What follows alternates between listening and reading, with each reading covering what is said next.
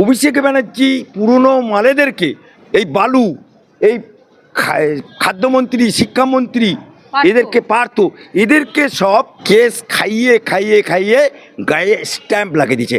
আর চিহ্ন দেখিয়া লইবেন দুলালের তালে মিছিরি, তাই ওদের গায়ে সব জেল খাটা আসামি করে দিচ্ছে, যাতে বলতে পারে আমরা আর দাগি মাল রাখবো না। বাজারে আলু, দাগলা আলু আর ফ্রেশ আলু দুটো আলাদা করে দিচ্ছে। ও পুরনোদেরকে দাগি করে দিল।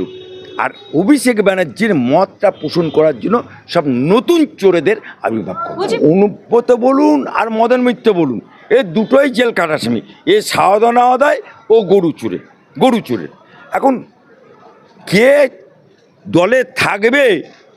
আমি তো বলছি 2026 সালে ইলেকশনের পরে এ দলটাই উঠে যাবে। তৃণমূলের ধর্ণা মঞ্চ যেটা হয়েছিল সেখানে সবাই উপস্থিত ছিল, মদন মিত্র ছিল না, অনুব্রত মণ্ডল ছিল না। বলছি মদন মিত্র কি তাহলে তৃণমূল ছাড়ছে? দেখুন,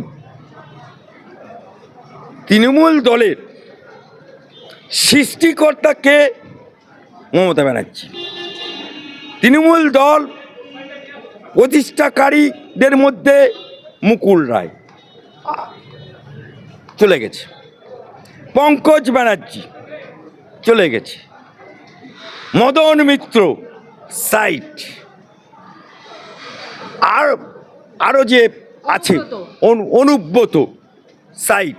অর্থাৎ এদেরকে, অভিষেক ব্যানার্জি পুরনো মালেদেরকে এই বালু, এই খাদ্যমন্ত্রী, শিক্ষামন্ত্রী এদেরকে পারতো, এদেরকে সব কেস খাইয়ে খাইয়ে খাইয়ে গায়ে স্ট্যাম্প লাগিয়ে দিচ্ছে।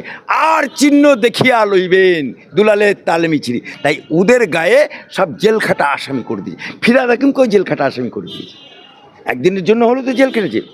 তাই যাতে বলতে পারে আমরা আর দাগি মাল রাখবো না। বাজারে আলু, দাগলা আলু আর ফ্রেশ আলু দুটো আলাদা করে দিচ্ছে। ও পুরনোদেরকে দাগি করে দিল। আর অভিষেক ব্যানার্জির মতটা পোষণ করার জন্য সব নতুন চোরেদের আবির্ভাব করে। বলছি মদন মিত্র কি তাহলে তৃণমূল ছাড়ছে নাকি না অনুব্রত? দেখুন, অনুব্রত বলুন আর মদন মিত্র বলুন, এ দুটোই জেল কাটা আসামি। এ সাওদানা আদায় ও গরু চোরে। এখন কে দলে থাকবে? আমি তো বলছি 2026 সালে ইলেকশনের পরে এ দলটাই উঠে যাবে।